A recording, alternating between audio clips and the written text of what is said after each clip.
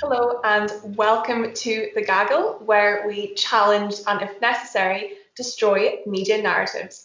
I'm joined today by my co-founder and colleague, Peter Lavelle, who's also the host of Crosstalk, and I'm Ciara Haley. We're here to present the weekly version of Thumbs Up, Thumbs Down, what we've liked and what we have not liked in the media this week. Hello, Peter. Hey, Well, a lot to talk about here, a lot. What I particularly wanted to talk about today, in the sea of information that's gone with Ginsburg's very sad passing, is a tweet from Max Blumenthal from the Grey Zone, who, let's start at the beginning. Like, I respect Ginsburg's career. I think she did amazing things for women's rights. I think where respect is due, we have to say, like, she was an amazing woman. She led an amazing career, and I absolutely take my hat off for that. But we have entered a situation where all articles are super intently gaslighting, kind of public shaming anyone who says, well, why was an 87-year-old woman holding the position in the highest position in the Supreme Court for so long? Why was that a fact? And what I want to highlight as a thumbs up was this tweet by Max Blumenthal, who said that Ginsburg broke 2 ribs in a fall in 2012. In 2014, when she vowed, I will do this job as long as I can do it, full steam, she'd been treated twice for cancer. But if she'd strategically retired, she might not have become the notorious RBG, icon worshipped by resistant libs, hubris. And this is related to the point that there was a time during the Obama administration, 5 years ago, where she was asked to step down. Yep. Asked to step down and would have been potentially replaced by someone of the Democrats' choosing. Yep. Would that have been an easier situation than the one we're faced with now, which is a vacuum, and of course GOP's running around? Well, I mean, that's really complicated because I really like Max Blumenthal, and I almost always agree with his sentiment. Well, number one, when the Supreme Court was established, over 200 years ago, people didn't live that long. Number one, okay, they just didn't. All right.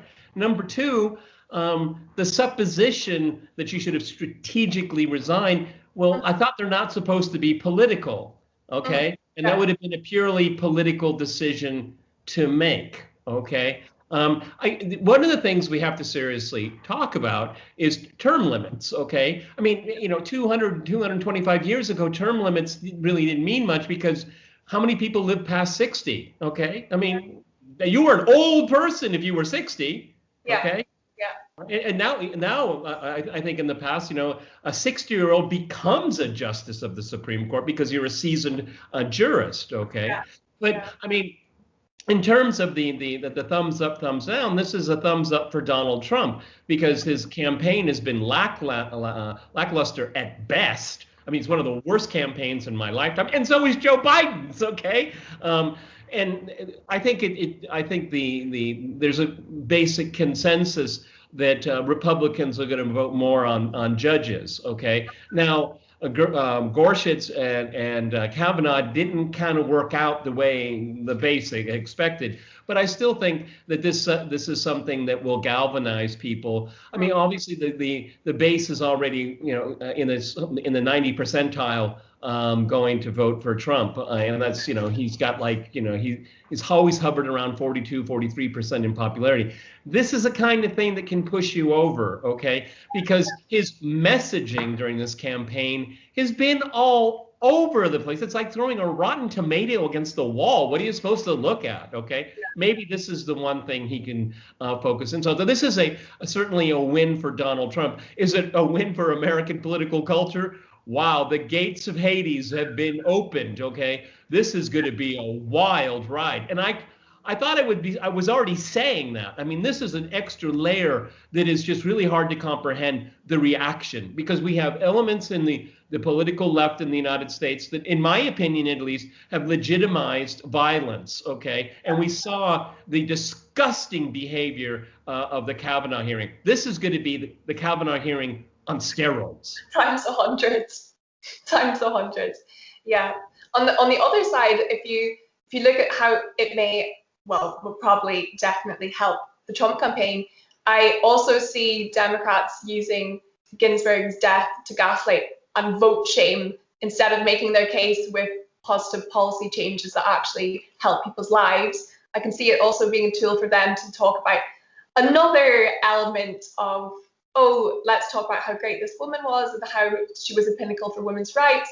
And if you are sitting here saying, well, not criticizing the Republicans' next vote or who's going to fill the position, and not saying, well, they could never do as well as Ginsburg did because she is such a stand-apart woman who is I mean, what Trump is going to do, I mean, mark my words, he's going to nominate a woman, okay? And it's probably going to be a conservative evangelical woman, okay? And then the base is going to come on steroids, okay?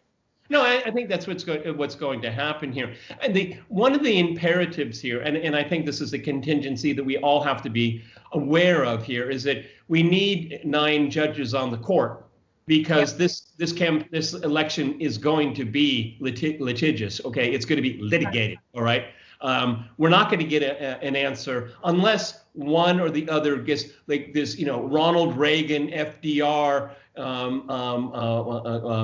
win in the electoral college. I mean, a steamrolling victory. I don't see that happening. I don't know anyone that's saying that. And so we're going to have states that won't be able to call maybe for days, maybe even weeks. Yeah. And this is, I mean, already the situation is at a boiling point. I can't imagine how bad it can actually get. I will go with the conventionalism that we need 9 judges on the bench, okay?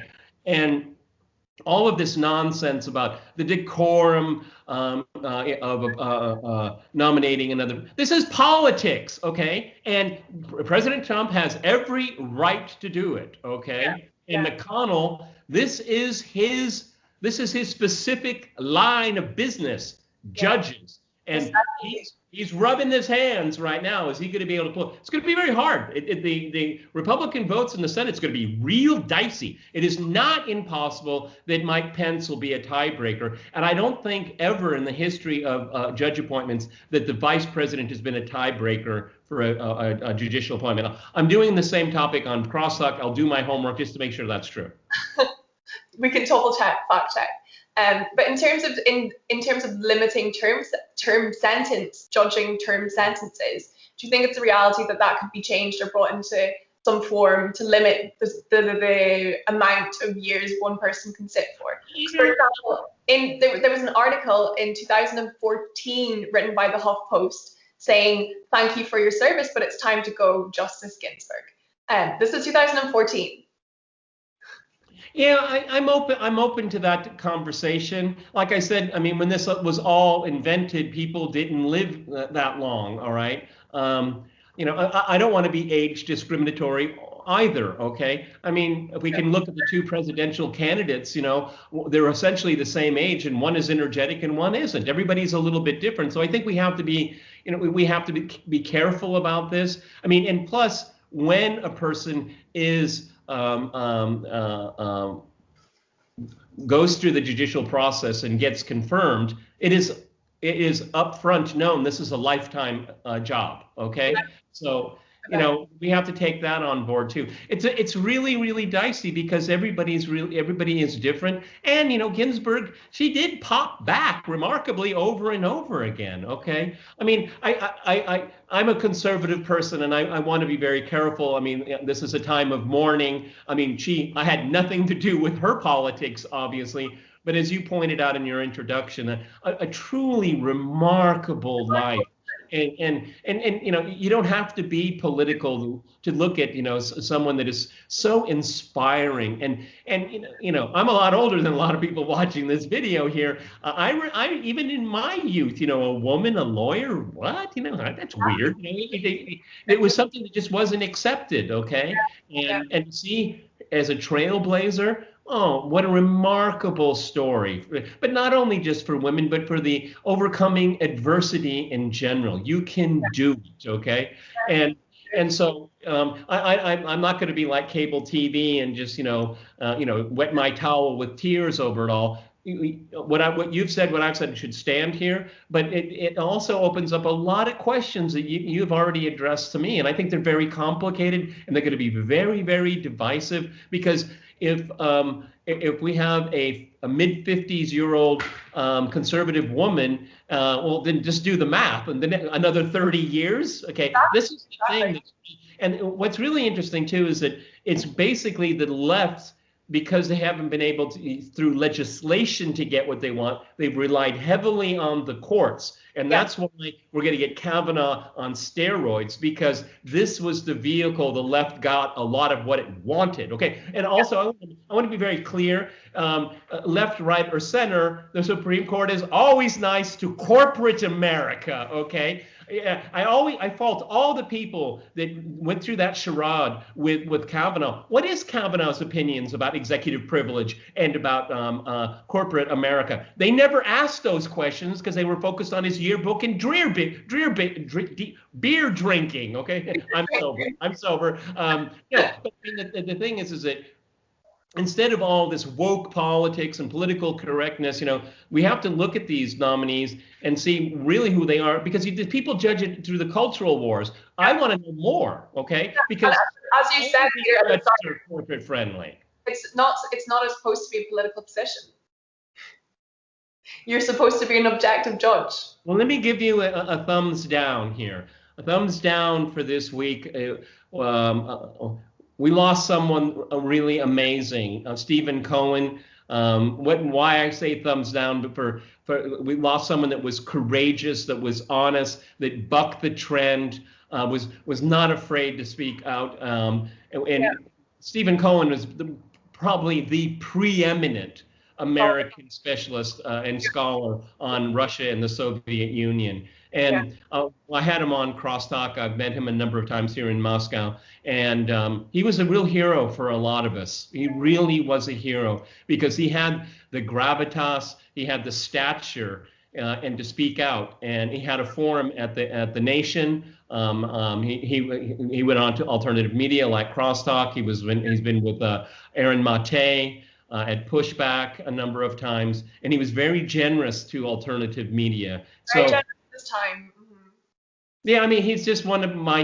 You know, I've told people many times, there's like 5 people I would like to meet in the world, and one of them just died. Okay, that's how strongly I feel about it. And he was a really great scholar. Those of you that are interested in the history of the Soviet Union, he wrote the preeminent book on Bukharin and the Bolshevik Revolution. So a great day of sadness in so many different ways, because a great light of honesty and dignity and authenticity, we lost it today, and it's really painful for me.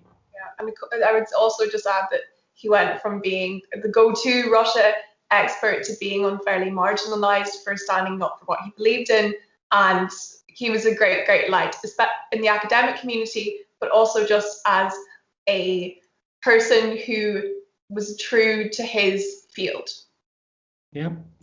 I mean, there was a case that was a couple of years ago. His wife is a woman of substantial wealth, I understand, and he and his wife were going to endow a chair for Russian studies, and it had Stephen Cohen's name on it. And this foundation, I'm not going to name them right now, they said they would accept the money, but they'd like to change the name of the donation, of the gift. Take your name off of it, Stephen. What an insult. What an insult to such a great scholar. I mean, when I heard about that, that set my hair on fire, okay? You'll take the money and then you spit back at him. And that is just, you know, there's no words for that. Sorry.